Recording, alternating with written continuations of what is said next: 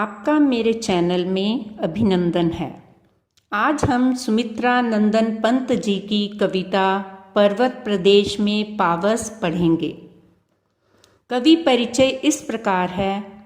20 मई 1900 को उत्तराखंड के कौसानी अल्मोड़ा गांव में जन्मे सुमित्रा नंदन पंत ने बचपन से ही कविता लिखना शुरू कर दिया था। 7 साल की उम्र में स्कूल में काव्य पाठ के लिए पुरस्कृत हुए। 1915 में स्थायी रूप से साहित्य सृजन शुरू किया। पंत जी को भारत सरकार ने पद्म भूषण सम्मान से अलंकृत किया। इन्हें साहित्य अकादमी पुरस्कार तथा ज्ञानपीठ पुरस्कार सहित अनेकों पुरस्कारों से सम्मानित किया गया। आज हम उन्हीं की कविता पर्वत प्रदेश में पावस पढ़ने जा रहे हैं। पावस ऋतु थी पर्वत प्रदेश, पल पल परिवर्तित प्रकृति वेश। मेखलाकार पर्वत अपार, अपने सहस्र दृग सुमन फाड़। अवलोक रहा है बार बार, नीचे जल में निज महाकार। जिसके चरणों में पला ताल, दर्पण सा फैला है विशाल। इन पंक्तियों में कवि कहते हैं कि पावस यानी के वर्षा ऋतु थी और पर्वतीय प्रदेश का सौंदर्य देखते ही बनता है। यहाँ पर प्रकृति पल पल नए रूप में दिखाई देती है। पर्वत बहुत विशाल हैं, वह मंडलाकार हैं तथा अपनी हजारों सुमन रूपी आँखों से अपनी परछाई को तालाब के जल में पड़ रही है को देख रहा है। पर्वत अपना प्रतिबिंब इस दर्पण रूपी तालाब में बार बार देख रहा है। इसी पर्वत के नीचे यह तालाब दर्पण के समान फैला हुआ प्रतीत होता है। आइए इसके कुछ बहुविकल्पी प्रश्न करें। उपरोक्त पंक्तियों में कवि कौन हैं? वीरेन डांगवाल, सुमित्रा नंदन पंत, मैथिली शरण गुप्त, शैलेंद्र। तो इसका सही उत्तर है सुमित्रा नंदन पंत जी। यहाँ किस ऋतु का वर्णन किया गया है? ग्रीष्म, शीत, वर्षा, वसंत। तो इसका सही उत्तर है वर्षा ऋतु। पर्वत किस आकार में खड़े हैं? मोतियों की माला के आकार में, करघनी के आकार में, दर्पण के आकार में, मुकुट के आकार में।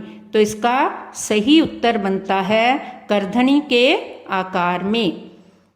पर्वत किसमें अपना प्रतिबिंब देख रहे हैं? झरने में, दर्पण में, फूलों में, तालाब में। तो इसका उत्तर बनता है तालाब में। पर्वत किससे देख रहा है? तालाब से, पुष्प रूपी नेत्रों से, पावस से, मेखलाकार से। तो पर्वत अपनी परछाई तालाब में पुष्प रूपी नेत्रों से देख रहा है। ताल के विषय में क्या कहा गया है? मेखला सा फैला, चरणों के आकार में फैला, दर्पण के समान फैला, महाकार सा फैला। तो इसका सही उत्तर है दर्पण के समान फैला। कौन अपना रूप बदल रहा है?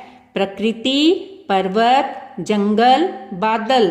तो इसका सही उत्तर बनता है प्रकृति। पर्वत के नेत्र किसे माना गया है? आसमान को, फूलों को, वर्षा को, प्रकृति को। तो इसका सही उत्तर है फूलों को। अब हम इसका दूसरा भाग पढ़ेंगे। गिरि का गौरव गाकर झरझर, मद में नस नस उत्तेजित कर। मोती की लड़ियों से सुंदर, झरते हैं झाग भरे निर्झर। गिरिवर के उर से उठ उठकर, उच्चाकांक्षाओं से तरवर हैं झांक रहे नीरव नभ पर। अनिमेष अटल कुछ चिंता पर। अब इसके शब्दार्थ इस प्रकार हैं। गिरि पर्वत, पहाड़, गौरव महिमागान, मद मस्ती, नस नस रग रग, लड़ी माला या श्रृंखला, झरता गिरता है।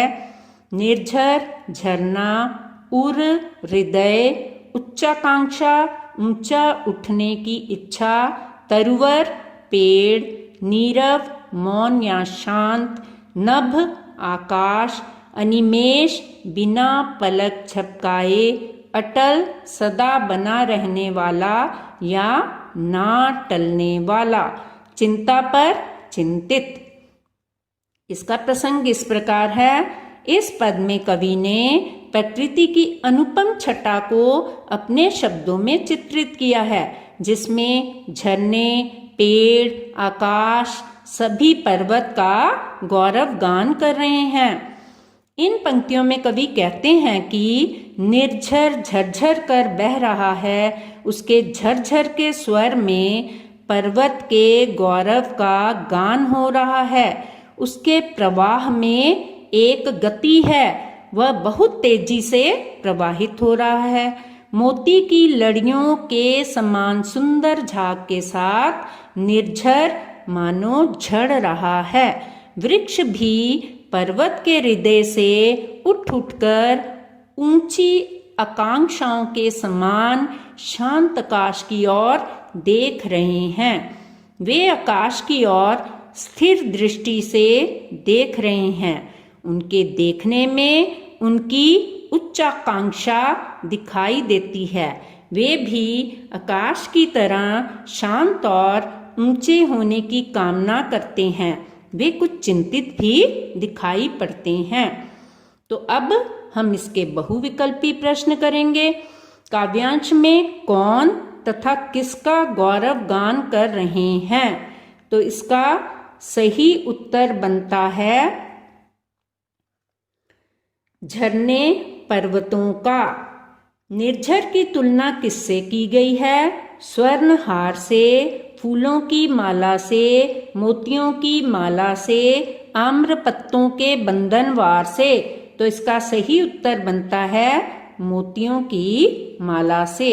झरने क्या कर रहे हैं? बहुत ऊंचाई से गिर रहे हैं, मोतियों की लड़ियां बना रहे हैं, पर्वतों का यशोगान कर रहे हैं, प्राकृतिक सौंदर्य को बढ़ा रहे हैं। तो यहाँ पर झरने पर्वतों का यश गान कर रहे हैं। ऊंचे उठने की कामना कर रहे हैं। इसका अर्थ ये है मनुष्य, पर्वत, पक्षी, वृक्ष, यानी कि वृक्ष चाहते हैं कि वे बहुत ऊंचे उठ जाएं। तो उत्तर है वृक्ष। झरने किसके समान लग रहे हैं? उच्च आकांक्षाओं के समान, गौरव के समान, मोती की लड़ियों के समान, फूलों की माला के समान। तो इसका सही उत्तर है मोती की लड़ियों के समान। कवि को वृक्ष कैसे दिखाई दे रहे हैं? शांत व प्रसन्न, चिंतित व शांत, विचलित, भयभीत। तो इसका सही उत्तर है चिंतित व शांत। वृक्ष देख रहे हैं आकाश को, धरती को, जल को, चांद को। तो इसका सही उत्तर है आकाश को। वृक्षों की तुलना किससे की गई है? ऊंची ऊंची आकांक्षाओं से, ऊंचे ऊंचे पहाड़ों से, झरझर गिरते झरनों से, किसी से भी नहीं। तो इसका सही उत्तर है ऊंची ऊंची आकांक्षाओं से। मानो वृक्ष ऊपर उठकर अपने किसी लक्ष्य को पा लेना चाहते हैं। पहाड़ों के हृदय से निकलकर कौन झांक रहा है? झरने, पेड़, मोती की लड़ियां, बादल। तो इसका सही उत्तर है झरने। झाग भरे निर्झर क्यों कहा गया है? बुलबुलों के कारण, झरनों की श्वेत धारा के कारण, निर्मलता के कारण, झरनों की श्वेत धारा के कारण। तो यहाँ पर इसका सही उत्तर बनता है झरनों की श्वेत धारा के कारण। उच्चाकांक्षा से तरुवर का क्या आशय है? कमाऊ पेड़, बहुत ऊंचे पेड़, पेड़ों की आकांक्षाएं, आकांक्षा से भरे हुए पेड़। तो इसका सही उत्तर है आकांक्षा से भरे हुए पेड़, यानी कि इच्छा है उनकी कि वे आकाश को छू लें। अनिमेष का तात्पर्य है अनियमित, तुरंत, अपलक, पलक झपकाकर। इसका सही उत्तर है अपलक यानी कि एक टक देखना। वर्षा का झरनों पर क्या प्रभाव पड़ रहा है?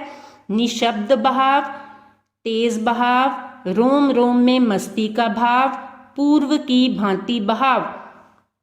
तो इसका सही उत्तर है रोम रोम में मस्ती का भाव। पर्वतों का यशगान कौन गा रहे हैं? पेड़, नदी, नाले, झरने। तो इसका सही उत्तर है झरने। वृक्ष किनकी इच्छाओं के समान है? वनों, आकाश, पर्वतों, झरनों। तो इसका सही उत्तर है पर्वतों। वृक्ष कैसे लग रहे हैं? अशांत, शांत, धंसे हुए, चिंता में डूबे हुए। तो इसका सही उत्तर है चिंता में डूबे हुए। नस नस में कौन सा अलंकार है?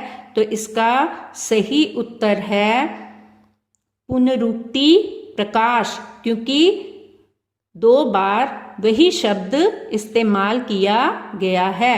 पानी की बूंदों की तुलना किससे की गई है? तो इसका सही उत्तर है मोती की लड़ी से। अब हम तीसरा पद देखेंगे। उड़ गया अचानक लो भूधर, फड़का अपार वारिद के पर, रवशेष रह गए हैं निर्झर, है टूट पड़ा भू पर अंबर। धंस गए धरा में सभ्यशाल, उठ रहा धुआं जल गया ताल, यूं जलद यान में विचर विचर, था इंद्र खेलता इंद्रजाल। तो आइए अब इसके शब्दार्थ देखते हैं। भूधर का मतलब है पहाड़, पर्वत। अपार जिसका पार ना हो, बहुत अधिक या असीमित। वारिद के पर यानी के पारे के समान ध्वल और चमकीले पंख। टूट पड़ा अचानक झपट्टा मारकर आ पड़ा। भू पृथ्वी धरती, अंबर आकाश, धंस गए दब गए, धरा धरती। स भय भय के साथ, डर के साथ। शाल एक वृक्ष का नाम जो पहाड़ों में पाया जाता है। ताल तालाब, जलदयान बादल रूपी विमान, विचर विचर घूम घूम कर, इंद्रजाल जादूगरी। अब इसका प्रसंग देखते हैं। प्रस्तुत काव्यांश में पल पल बदलते प्रकृति के दृश्य का कवि ने बड़ा ही रमणीक वर्णन किया है। व्याख्या। कवि कहता है कि अचानक खूब जोरों से वर्षा होने लगी और बादलों ने सारे पर्वत को ढक लिया। पर्वत अब बिल्कुल दिखाई नहीं दे रहे हैं, मानो जैसे वह वारिद के पंखों पर उड़ गया हो। पृथ्वी और आकाश एक हो गए हैं। अब बस झरने का शोर ही सुनाई पड़ रहा है। मूसलाधार वर्षा होने के कारण बादलों के बीच शाल के वृक्षों के छिप जाने का दृश्य अंकित करते हुए कवि कहते हैं कि शाल के वृक्ष भी भयभीत यानी के डर कर धरती में धंस गए हैं। चारों ओर धुआं उठने लगा है।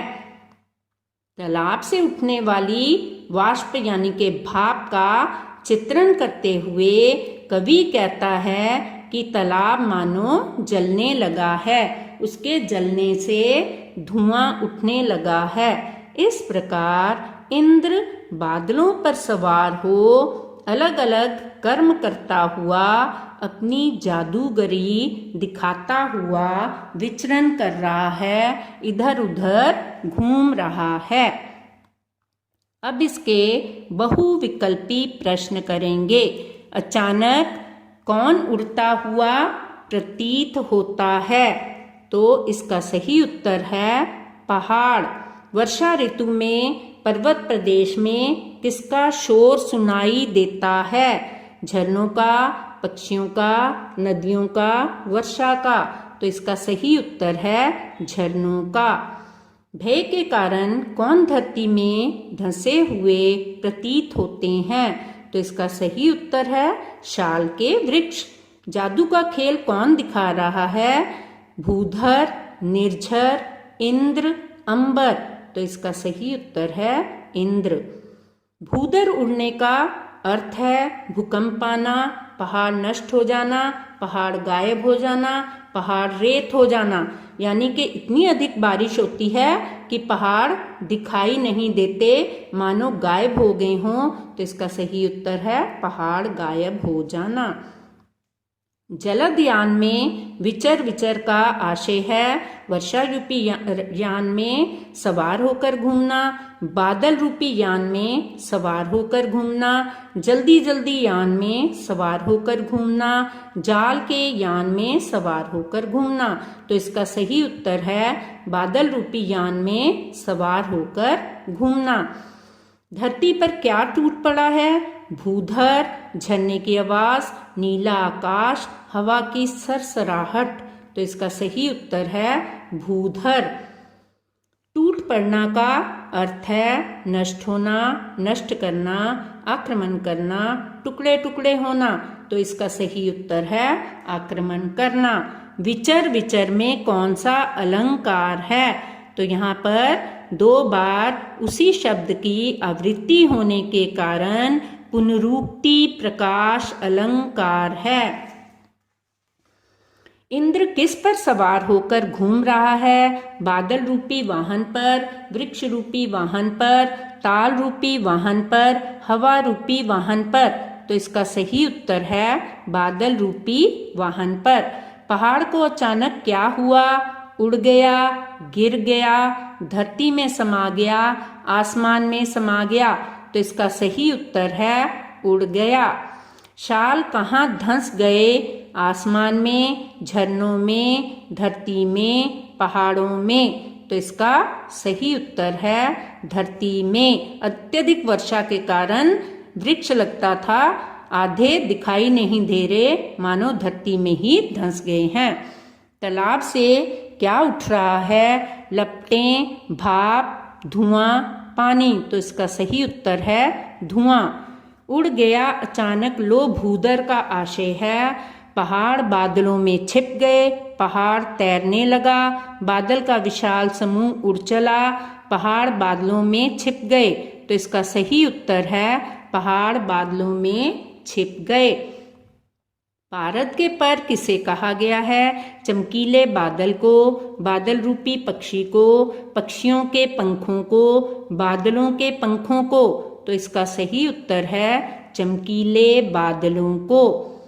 रव शेष रह गए निर्झर का अर्थ है झरने मौन हो गए हैं, झरने दिखाई नहीं दे रहे हैं, झरनों की आवाज शेष रह गई है, झरने नष्ट हो गए हैं। यानी कि इतनी अधिक वर्षा के कारण और कुछ दिखाई नहीं दे रहा, सिर्फ झरनों की आवाज शेष रह गई है। यही इसका उत्तर है। अचानक क्या परिवर्तन हुआ? बादल उड़ गया, काले बादल छा गए, वर्षा होने लगी, सुंदर पहाड़ गायब हो गया। तो इसका सही उत्तर है सुंदर पहाड़ गायब हो गया। कौन से वृक्ष धरती में धंस गए? आम के पेड़, नीम के पेड़, शाल के पेड़, तीनों में से कोई भी नहीं। तो इसका सही उत्तर है शाल के पेड़। निर्झर किस रूप में विद्यमान है? वारिद के परों के रूप में, बादलों के रूप में, अपने स्वरों के रूप में, टूटते अंबर के रूप में। तो इसका सही उत्तर है अपने स्वरों के रूप में। शाल वृक्षों के डरने का क्या कारण है? भूधर के अचानक उड़ने के कारण, धरती के धंस जाने के कारण, धरती पर आसमान टूट पड़ा इस कारण, अपार वादी के पंख फड़फड़ाने के कारण। इसका सही उत्तर है धरती पर आसमान टूट पड़ा इस कारण। उठ रहा धुआं जल गया ताल में उठता हुआ धुआं क्या है असल में? ताल जलने के कारण उत्पन्न धुआं, गहरे काले बादलों की धुंध, वारिद के पंख फड़फड़ाने से उठता धुआं, शाल वृक्षों के धरा में धंसने का प्रभाव। तो इसका सही उत्तर है गहरे काले बादलों की धुंध। प्रस्तुत पंक्तियों की कविता का नामोल्लेख कीजिए। पर्वत और पावस, पर्वत प्रदेश में पावस, पावस ऋतु, पावस में पर्वत प्रदेश। तो इसका सही उत्तर है पर्वत प्रदेश में पावस। धन्यवाद।